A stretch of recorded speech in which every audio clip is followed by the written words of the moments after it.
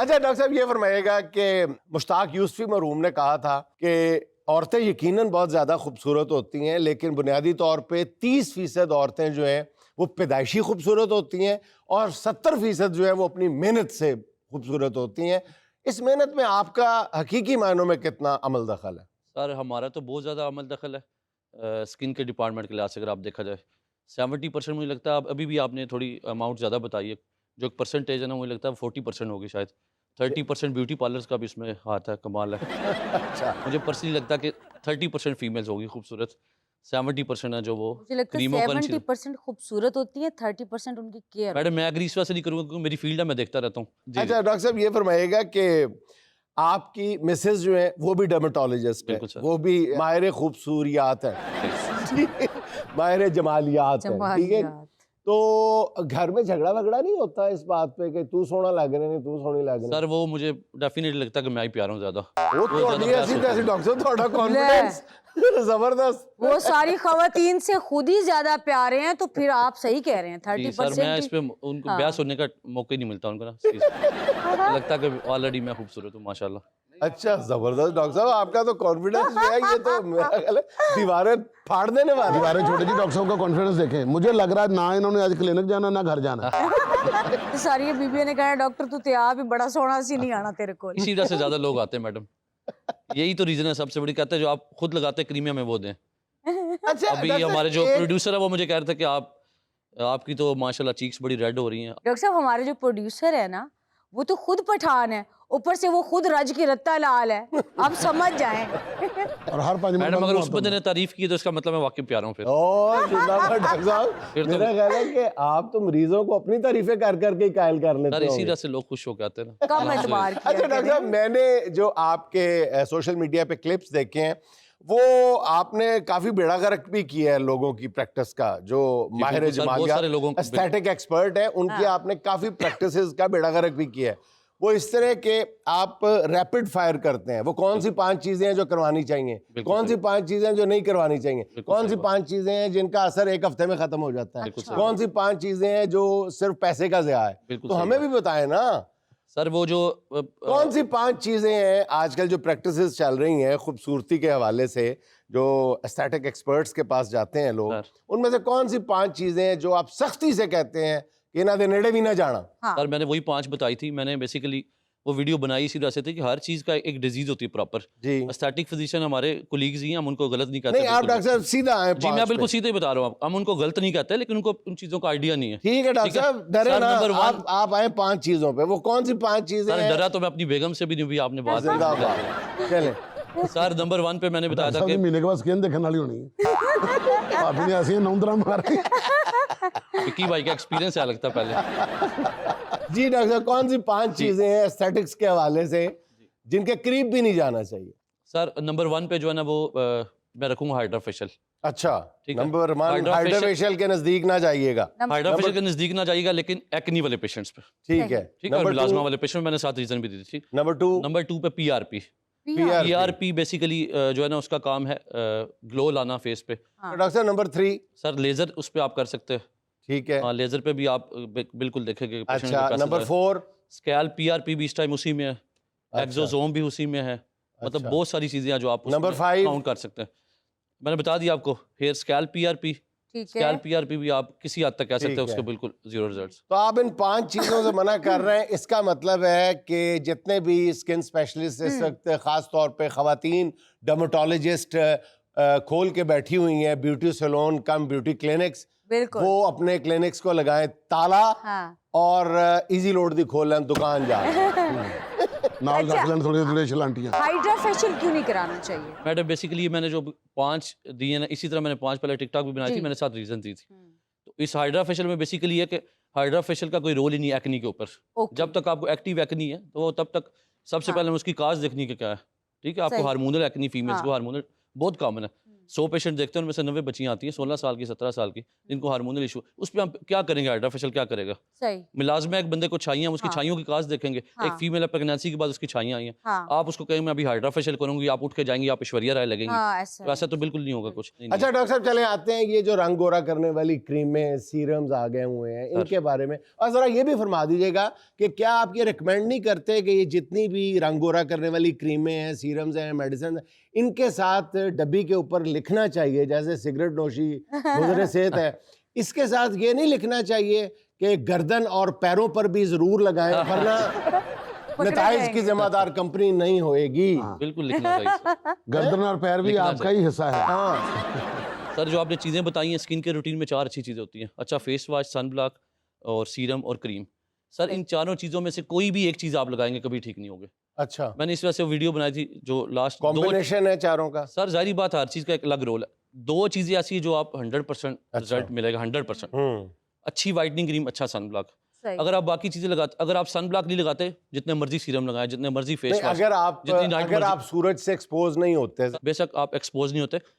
जो bookish knowledge है उसके अकॉर्डिंग ये है कि जो आपकी प्रिंटिंग वाली होती है ना लाइट, एक दफ़ा वो क्रॉस करके चली जाती है, वो लाइट भी इफेक्ट करती है जब आपके फेस पे मिलाजमा बन गया। सही। जब आपकी स्किन डैमेज हो चुकी है एक दफ़ा, वो फिर उसके अकॉर्डिंग चलेगा।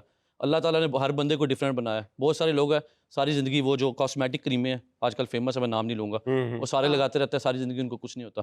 कुछ पेशेंट एक हफ्ता लगाते हैं, आ जाते हैं उनकी स्किन की डैमेज हो जाती हाँ, है। स्किन उतर जाती तो है। ये बेसिकली अल्लाह ताला ने हर बंदे की स्किन डिफरेंट बनाई है, तो अच्छा उसके अकॉर्डिंग। अच्छा, same as the case with hair. आप बालों के भी बहुत सारे लोशन हैं आजकल आ गई हुई हैं कि जनाब ये फलां ने क्रीमें निकाल ली हैं, फलां ने ये हो गया, वो क्रीमें कुछ लोग कहते हैं कि स्कैल्प में जज्ब भी नहीं होती, तो लगाने का ऑयल का या क्रीम का फायदा क्या है? बिल्कुल सही बात तो सर। ये आप एग्री करते हैं कि सर मैं बिल्कुल एग्री नहीं करता। मैंने अपनी प्रैक्टिस में कभी हेयर सीरम्स नहीं लिखे। मेरे पेशेंट अभी ऑन रिकॉर्ड आपको बता सकता है, मैंने कभी हेयर स्प्रे नहीं लिखे। हेयर के लिए कोई चीज़ मैं नहीं लिखता स्वाय मिनॉक्सिडिल 5%, क्योंकि वो ड्रग ऑफ चॉइस, या एक अच्छा मल्टीवाइटम जो कि सस्ता है, ठीक है। बाकी सारी चीज़ों का कोई फायदा नहीं। सर हेयर फॉल भी बिल्कुल वैसे ही है जैसे मैंने आपको पहले बताया, मिलाजमा या कि नहीं, बिल्कुल सेम है। जब तक आप उसके अंदर से काज नहीं देखते ना, जब तक वो काज ट्रीट नहीं होगी, तब तक हार्मोनल इम्बैलेंस है नहीं होगा, सीबीसी कम है नहीं होगा, थायराइड अबनॉर्मलिटी है नहीं होगा। अच्छा डॉक्टर साहब, विटामिन डी बेसिकली लेवल है नहीं होगा। आपकी जो स्पेशलाइजेशन है, स्पेशलिटी है, वो हेयर ट्रांसप्लांट है और लाहौर में आप करते हैं, रहते आप मंडी बहाउद्दीन में सर, मैं- और आप अपनी बेगम के साथ पिछले मेरा ख्याल है 20 साल से प्रैक्टिस कर रहे हैं। जी सर, मुझे आप मिल के प्रैक्टिस कर रहे हैं और आप अपनी मंडी बहाउद्दीन में अपनी खाला के हॉस्पिटल में प्रैक्टिस कर रहे हैं। बिल्कुल मैं सही। ये कहा, क्या मंडी मामला बहाउद्दीन- मंडी बहाउद्दीन तो माल सस्ते मिलते नहीं थे, आगे लाहौर अपनी खाला के हॉस्पिटल में मियाँ बीवी आप दोनों मिलके क्यों प्रैक्टिस कर रहे सर बेसिकली मैं उसे पैसे नहीं देने पैंदे ना, मैं खाला कुछ नहीं देना, मैं नहीं पता। सर ये वही खाला जो बाकी खाला होती है, मैं सारा ख्याल रखती है हर चीज़। हैं? अच्छा हाँ, माशाल्लाह। sweet। सर बेसिकली मेरा होम टाउन है मंडी बहाउद्दीन। अच्छा बेसिकली मैं मंडी बहाउद्दीन से हूँ। तो मैं वैसे स्टडी सारी एजुकेशन मेरी लाहौर की है। हाँ अब मेरी वाइफ भी अस्कीटन लाहौर से ही है। अच्छा तो इस वजह से मंडी हम इस वजह से मूव किया कि मेरे पेरेंट्स उधर हैं। माशाल्लाह। जब तक मैं प्रैक्टिस करता रहूँ, मतलब ट्रेनिंग लेता रहूँ, स्पेशलाइजेशन करता रहूँ, तब तक तो मैं आप लाहौर अपने पेरेंट्स की वजह मैं से सिर्फ अपने एक अम्मी तरह अब्बू अपने की वजह से। पैसों को कुर्बान किया जाए। जी, जबरदस्त। Very nice। डॉक्टर साहब, ये जब आप आते जाते हैं हर हफ्ते मंडी बहाउद्दीन मियाँ बीवी, तो फिर रास्ते में बहस होती है कि तुमने फलां मरीज का गलत इलाज किया, तुमने फलां गलत दे दिया, ये कर दिया, वो कर सर हो जाता है। भाभी तो कहती हो कि बोलते आप ज्यादा, इलाज मुझसे ज्यादा अच्छा नहीं करते। सर वो ये दिया। ये पहला शौहर होगा जो बोलने का ताना रिसीव करता होगा ज्यादा बोलने का। सर वो ऐसे होता है कि अब देखे कोई भी बंदा 100% तो परफेक्ट नहीं आप कह सकते। बिल्कुल ऐसा। कई दफ़ा मिस्टेक हो जाती है, मेरे से भी होती है, उनसे भी हो जाती है, तो फिर हम आपस में गाइड कर लें। लेकिन ये जो बोलने वाला मेरा एक फैक्टर है, इसकी वजह से पेशेंट भी ज़्यादा आते मिस्टेक जो होती है हैं, ना, कुछ भी होते हैं ज़्यादा। मिस्टेक जो पकड़ी जाती है वो मर्द की होती है, औरत की नहीं होती।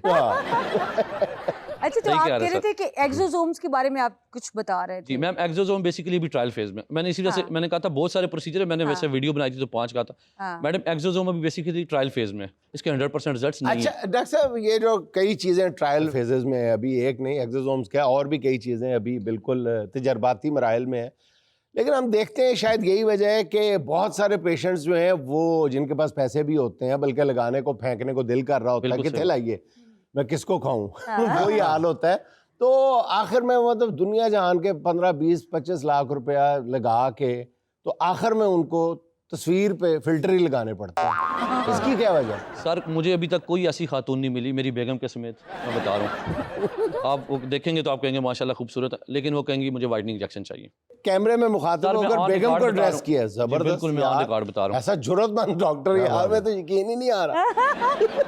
अच्छा, तो तकरीबन मतलब ये एक खवातीन की साइकी है कि उनको वाइटनिंग इंजेक्शंस चाहिए। मैं आप जितनी मर्जी खूबसूरत होगी ना फीमेल, वो आके कहेगी मुझे वाइटनिंग इंजेक्शन, अपनी फिर मरहम पूछेंगे किसी और के लिए कि मैं आपके लिए पूछ रही हूँ किसी और के लिए। जबरदस्त जबरदस्त, पूछेंगे किसी और के लिए। और फिर अच्छा, जब वो मजबूर कर दे, डॉक्टर साहब भी आगे से कहें कि नहीं लेकिन देखिए मैं लगा के खुद देखूंगा, चेक और फिर मैं सजेस्ट करूंगा, अच्छा डॉक्टर साहब थोड़ा सा लगा के देखें फिर मुझे।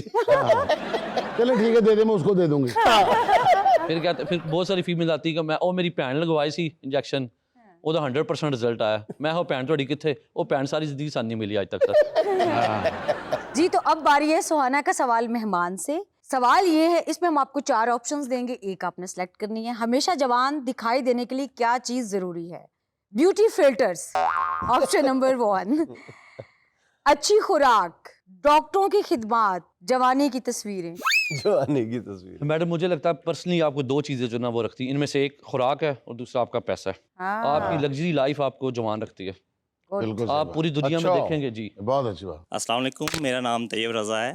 मेरा सवाल डॉक्टर सलमान रियाज से है।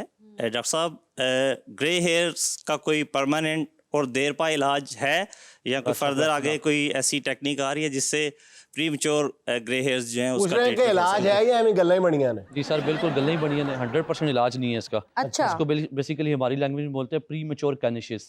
सही। ठीक है, बेसिकली ग्रेइंग अफेयर्स होता है, लोग इसको कहते हैं बाल सफेद हो गए।